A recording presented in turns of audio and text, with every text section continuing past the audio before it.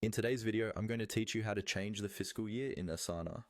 This is especially helpful if your organization doesn't follow the standard January to December calendar year, and you want your reporting and goals in Asana to line up with your actual financial or planning cycle. First, make sure you're logged into your Asana account and that you have the right level of access. Updating the fiscal year is typically something only admins or super admins can do. If you don't see the options I'm about to mention, you may need to ask an admin on your team to follow these steps for you. Once you're in Asana, look toward the top right corner of your screen and click on your profile icon. This is usually a small circle with your initials or profile photo.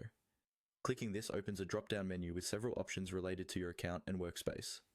From that drop-down, select the option labeled Admin Console.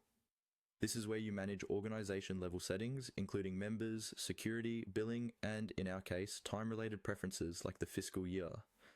It might take a second to load, especially if you're in a large organization, so just give it a moment. When the admin console opens, you'll see a menu along the top or left side, depending on your layout. Click on Settings. This section covers general configuration options that impact the entire organization, rather than just your personal account.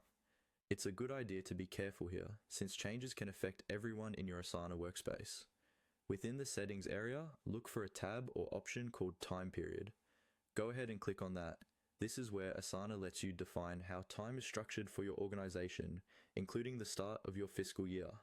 Having this set correctly will make timelines, reports, and goal tracking feel much more relevant to how your company actually plans and reviews performance.